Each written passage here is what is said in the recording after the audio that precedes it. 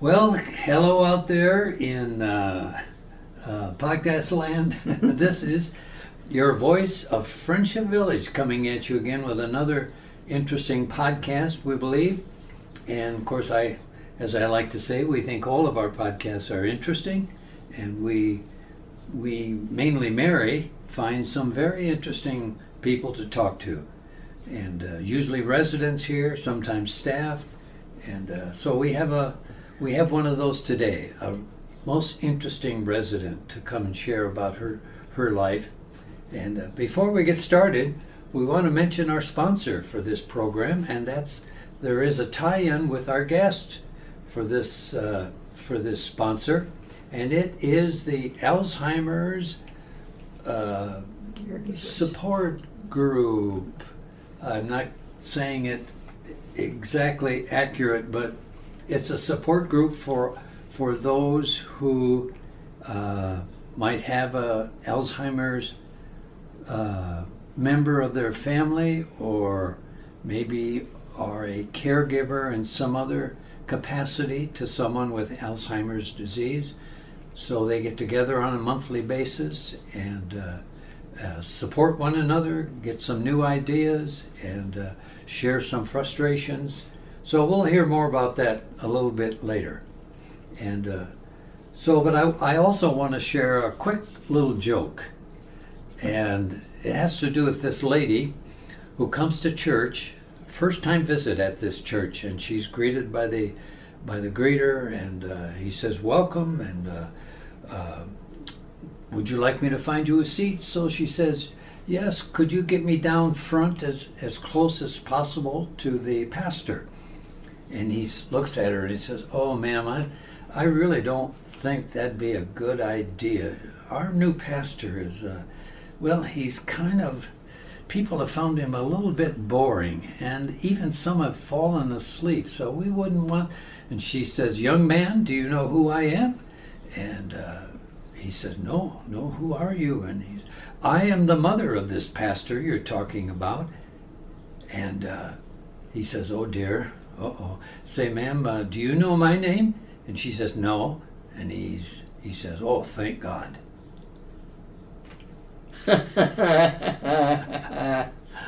It's open-ended. Mm-hmm. So that, okay, we'll go on from there. All right. Let's get busy with our interview here. And her name is Bev, and I'm sure you know her.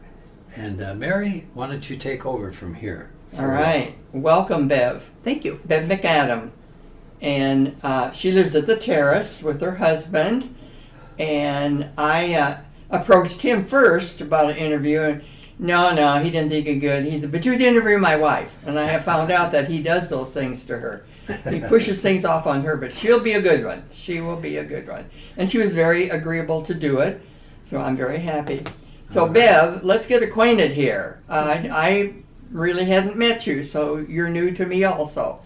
And where were you born? I was born in Syracuse, New York. Wow. Oh. Quite a ways from here. Right. And how long did you live in Syracuse? 21 years. All right. So I graduated from college, got married 2 weeks later, and left. Okay. So I haven't lived there for 62 years. All right. Oh, okay. Your parents were evidently working there. They were. That was native to them. They were born there too. Mm-hmm. Okay. Yep. And you have brothers and sisters? One sister, Okay. and she's still in Central New York, in Rochester, New York. Okay. Okay. And what college did you go to in New York? Syracuse University. Okay. Yeah. Very good. Are Very they the good. big red machine or something? No, they're Big Orange. orange. Oh, I'm sorry. Wrong That's color. okay. Wrong color. Cincinnati Orange. was the big red machine. We lived there when it was Oh. the big red machine. Okay. All right. So after you got married, then you moved where? To Dayton, Ohio. All right. And we lived in Dayton for, Stan graduated a year ahead of me. So he lived there for 3 years. And together we lived there for 2 years. Then we moved to Cincinnati, Ohio. Okay. Then we moved to Lynchburg, Virginia. Then we moved back to Dayton, Ohio. Then we moved back to Cincinnati, Ohio. You kind of made a big circle there. We were in Southwest Ohio for total of 15 years. And then we moved to Waterloo in 1977. What was his line of work that you moved around? Well, he worked for Meade Corporation. And, in those days, people were moved in their jobs a lot. That isn't so true anymore because people can work remotely, so they can do a job, say, in Lynchburg, Virginia, from Cincinnati, Ohio, or whatever. But we had moved to Virginia. It was an interesting time. And so he continued with Meade. And when we came to Waterloo, we thought we were only going to be here for a couple of years. That's what the company said. And after 2 years, we could have gone back to Cincinnati, but we had a son in high school. And he'd been moved a lot, and he was doing well. Life was good for him. Well, when life is good for a high school kid, you don't shake the bush. So we said, no, we aren't going to go back, and crossed our fingers that Stan would still have a job, which he did. And so we've just, one thing led to another, and we've been here 45 years. What is the Meade Corporation? I have no idea what that is. Okay, well, a lot of times you'll go in and they make a line, it was paper products. Okay. But they made corrugated and I'm trying to think what else they did. Envelopes. Yes, Make but envelopes. that's where you would know them. If you went into a store to buy a box of envelopes or something, you'd see Meade or notebooks or something. All right. That was their paper line. So they were... But what brought to Waterloo, what was here, was the old Waterloo corrugated, and that is corrugated boxes. And Meade bought Waterloo Corrugated, which was a local company, started by local people. And in the process of it, Meade sold the Waterloo plant and the Cedar Rapids plant to Weyerhaeuser. So Stan actually retired from Weyerhaeuser. And it has been, since he retired, sold to International Paper. Okay. So it's changed like companies do, Yeah. sold one after the other. But we had he started with Meade and stayed really the whole time, but it was under Weyerhaeuser's name. And what was his specific job? He was in accounting. He started in audit, Okay. Corporate auditing, and he had a lot of different things. He came to Waterloo as the assistant to the vice president that handled the Midwest plants. And then they reorganized, and he went with the local. Now, were Container you plant. employed outside of the home during all this time of? I was when we were first married for 3 years until we had a family, Okay. and then I was not. Yeah. Yeah. All right. So what do you have for a family? 3 children. Okay. We have a son that has lived all over and has returned to the Midwest and lives in West Des Moines now, Okay. although he travels extensively. And a daughter that has lived all over, including Saudi Arabia, and they have returned to the Midwest and are living in Platteville, Wisconsin. Okay. And we have one daughter who lives here in Waterloo. That's good. Yep, it's great Yeah. because she had 2 children, and so those 2 grandchildren we've been with since almost on a daily basis, whereas the other ones we grandparented from afar. Right. Yeah. Right. Yeah, Very good. So you have had a busy, busy life it's there. been busy, right? Right. And how long have you lived in the terrace? It'll be 2 years in September. Okay. Hard to believe, really hard to believe. Right. Yeah, right. What brought you to Friendship Village?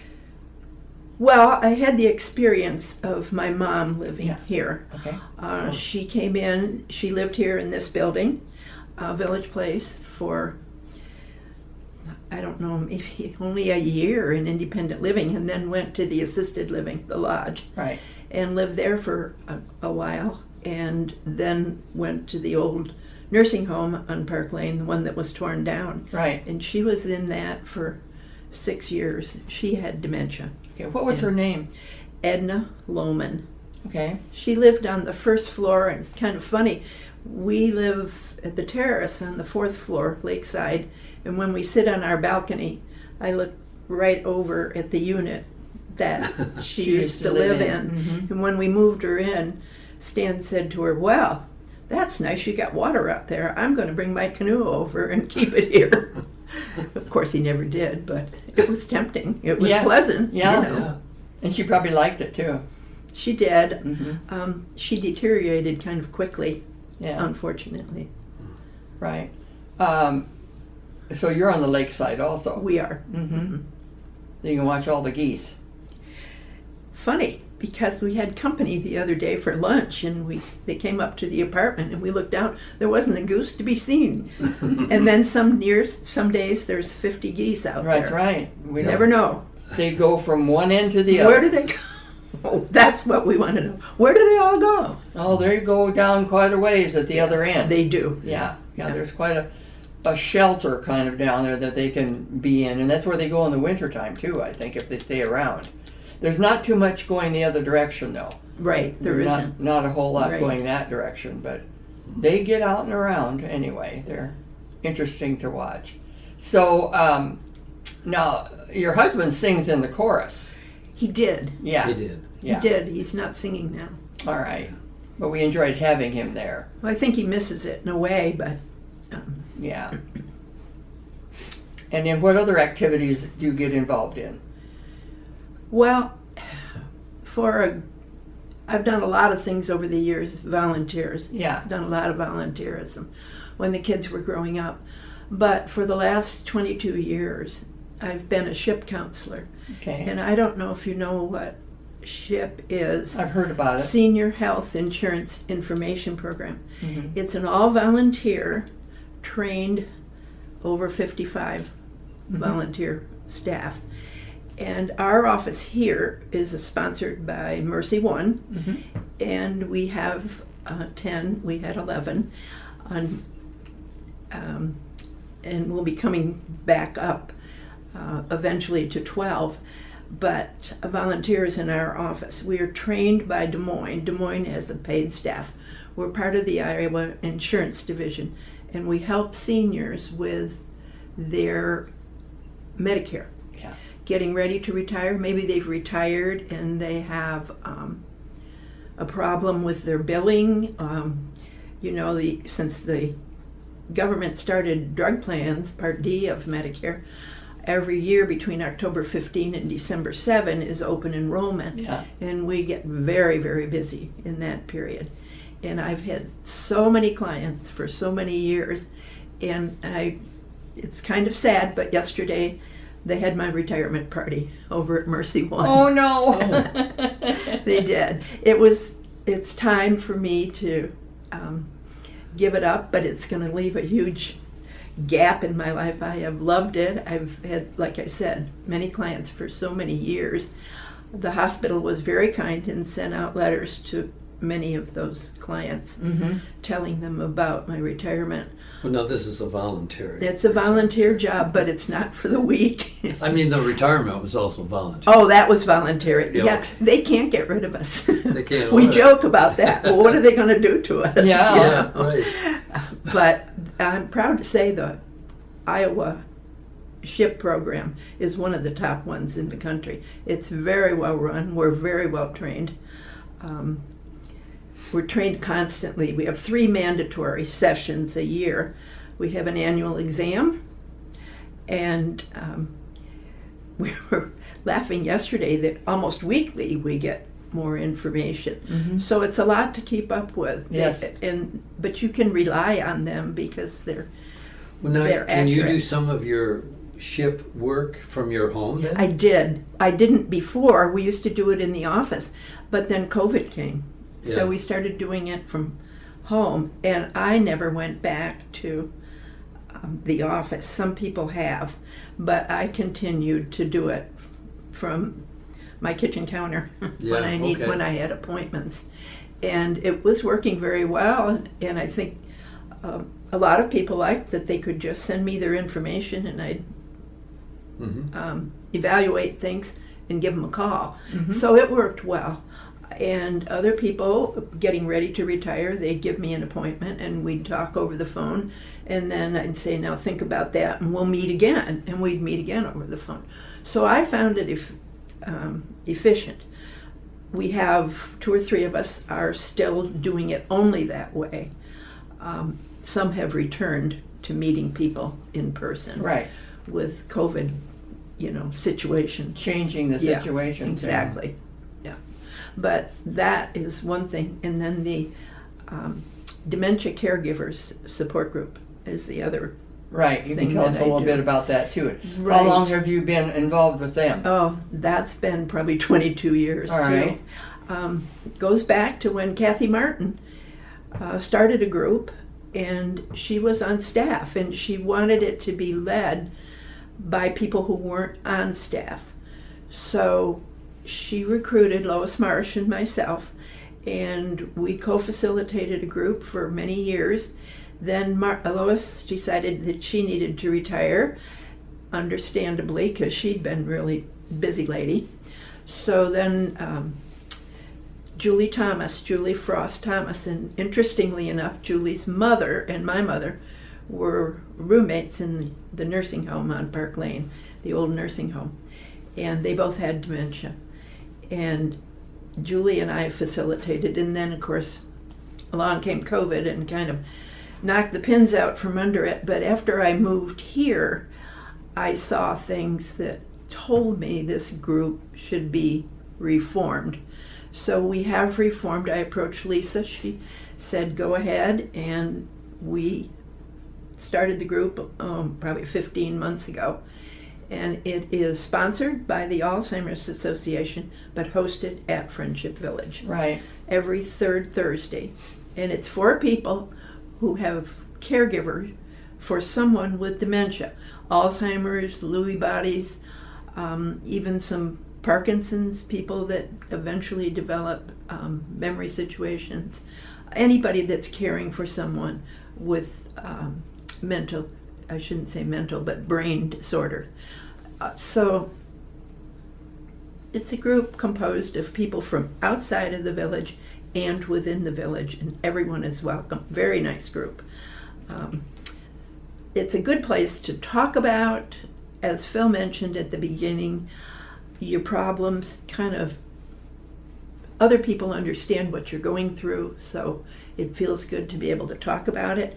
And you may talk about what the situation is at this time, and someone will have a suggestion because they've been through it. Mm-hmm. And so people are very supportive in that way. And if I can, I'd like to mention that there is a dementia-friendly house at UNI, started by Dr. Elaine Ashbaugh. And it's so the public can go through it, 4 people at a time. And about 8 of us from our support group went through it. And it's a simulation of what it's like to navigate everyday living with Alzheimer's or any kind of dementia.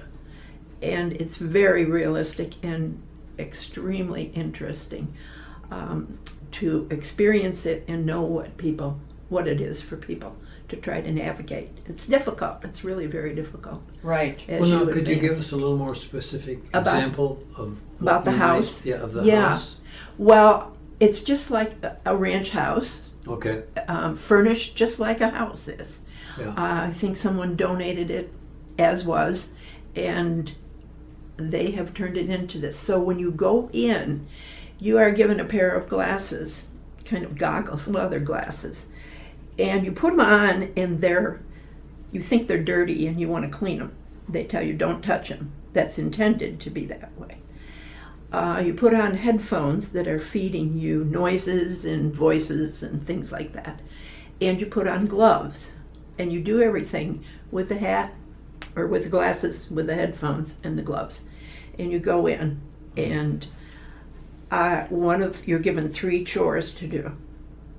And I could remember the first 2, but when I got inside, I'd forgotten the 3rd one because it was so hard to do the 2 things that I Oh, yeah. did or tried to do. The first one was to fold the jeans, Well, where would the jeans be? In the laundry, right? I found the laundry, but there were no jeans there. So that's the difficulty. Then the other one was to vacuum. So I start to vacuum, and I was using the wrong vacuum because there was a sign on the door, don't open this door. But I couldn't find the vacuum, so I opened the door and there was a vacuum there, and I used it. And while I'm vacuuming, the doorbell rings. Well, the doorbell didn't really ring, just what I was hearing. Mhm. And that's what it's like for people with dementia. Oh. Navigating. Vision isn't good, noises, and one girl was assigned to fix pill containers, but she had to do it with the gloves on. So it's, small motor things are difficult, and the gloves show you that. And that's what people with all the forms of dementia go through every day. Mm-hmm. And I was tired when I left. In fact, the other 3 that were with me, we all felt tired. So if a person with some kind of dementia is tired, understandably so. Yeah. Okay. It's a great experience. Wow. Wow, I would say I had no idea Yeah. that it involves so much like that. Yeah. Yeah. My goodness. Yeah. You could, sometimes carpeting is misleading. You know how they do color block carpeting, and you'll see a border. That might stop some people right in their tracks, because that's like a hole in the floor, that dark, that switch from light to dark. Oh. A lot of visual things. It's a complicated disease. Yeah. And they have not, they're working on many ways to combat this, but we don't know in our lifetime if it'll ever happen. No, But they don't really know the cause. No. And I mean, they know that your brain gets these plaques and tangles, but Yeah. why does it? Yeah. And why some people and not others? Exactly. Yeah. Exactly. There was a nun study. Some nuns in Minnesota, when they passed away, they all willed their brains for study. And some of them they knew that had a dementia disease. There's many, many, many dementia diseases. Some they knew had it. And what they found in the brains of some, though, that had exhibited no signs, and yet the brain autopsy showed the same thing as some that exhibited the. Oh. So it's really complicated. Yes. And there's a couple of drugs they can give people to slow the memory loss that have been effective, but their FDC or CDC was to approve. I think they have this other drug, but I do believe it's when I've read about it, the side effects are not nice. I would not want to take it myself. Yeah. Brain bleeds and things like that. Yeah. Not good. Yeah, you gotta study the side effects first. So And that's then- where we're at with it. It's unfortunate. I think I always tell people, you want to donate money, donate it to research, because Well, and Well, that's one thing I was thinking too about, like Darcy, our Oh, activities yeah. person, and others have a very active, ongoing campaign. to- yes, we do a lot of Right, fundraising. Fundraising. Friendship Village always has Yeah. done a lot Uh-huh. of fundraising. Because they deal with that type of people here. That's right. Yeah. That's right. And they want to try to help them Yeah. and prolong this for them. We need to get more people out on trivia night. That's a lot of fun. The trivia nights that she has. It really is fun. Yeah. We missed the last one because he wasn't able to come and I didn't go. Yeah. But we've gone to the other ones. And Good, They good. were very, very interesting. I love trivia anyway. Yeah. So, Yeah. And I watch a lot of programs on TV that have to do with the brain. Well, then yeah, you really should come. We need you.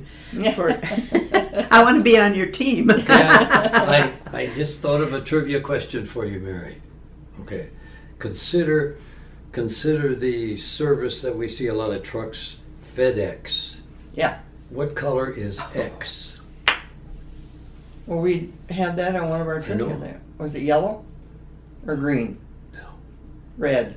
No. I don't remember. Orange. Orange. That was the only one I got right that night. So I. Well, I don't remember. I see the truck. I see green. You'll on never it. look at the truck again the same way now. No. That's right. No. Hmm. No, I'll have to look at it a little closer, I guess. Okay. All right. Well, my husband had Parkinson's, Okay. but he only had it for a few years. We discovered it. He got on medication right away, and it was fairly controlled. But we went to several doctors and learned more about Parkinson's Sure. because there are numerous Parkinson's. Are there? Oh yeah. I did not know Yes, there are all kinds of types of that. Parkinson's. Okay.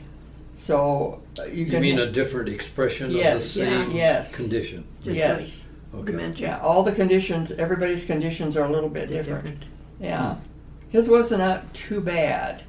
And it didn't affect a lot of things. It didn't affect a lot of things. He but he was in a care center for a couple years, and then but his health itself was deteriorating. Oh. And sure. they said you don't die from Parkinson's, you die from side effects of other things. Well, they have said you don't die from Alzheimer's, but you do, because Alzheimer's, it's your brain that tells your heart to function, your lungs to function, your kidneys to function.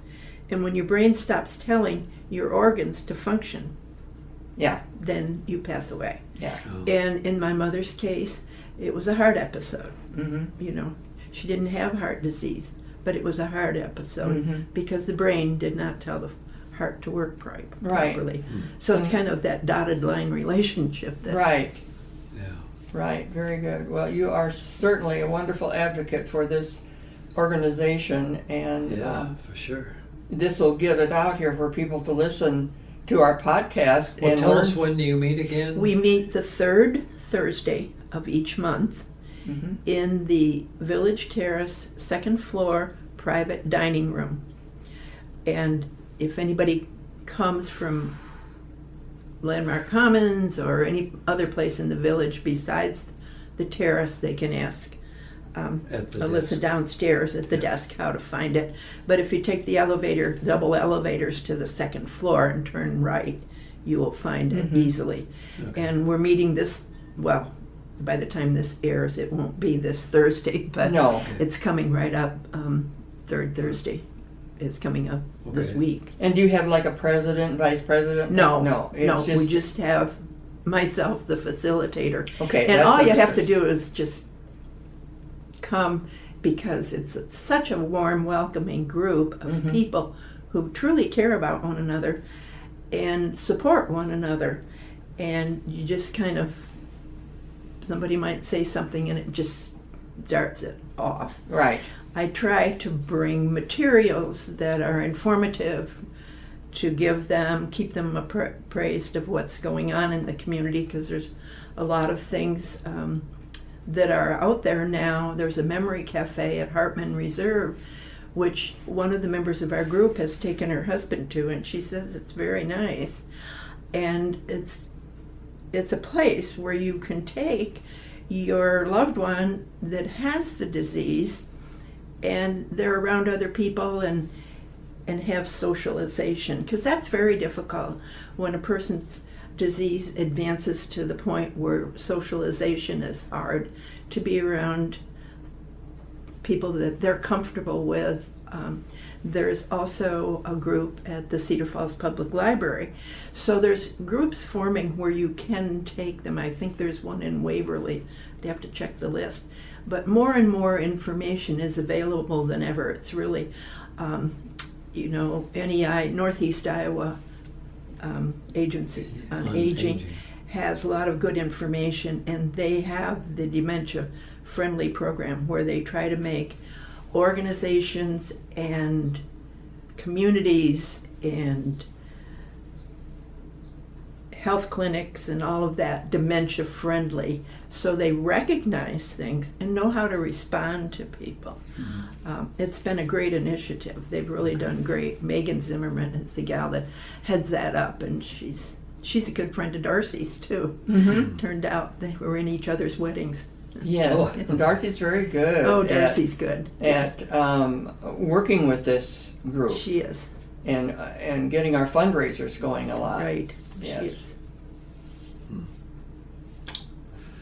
Well, Bev, this has been most interesting, and Well, I'm glad you asked. Very Yes. informative. I like to let people know about You these bet. things. It's I'm been a glad great we asked you to opportunity. come and do this. yeah, right. You just never know what you're going to find when you interview people. I know. I'm sure that's true. That is true. Mhm. There's a lot of interesting experiences out there. Right. A lot of interesting people. A lot of talented people. Mm-hmm. The voices, the Yeah. art group at Village Terrace, Mhm. Yeah. showing some great talent. The poetry group, Stan. Right. The takes book part of clubs the and book things. clubs, Yeah. right. Right. Well, listen, we do need to close, and like I've said several times, we could come back and maybe do another segment. I mean, there's so much to learn and say about Sure. this topic and about your life, and so thank you, Bev, for coming. Thank you. Thanks for asking me. Yes. And well, let's close with this. May the good Lord bless and keep you until we meet once again. Bye for now. Bye for now. Bye.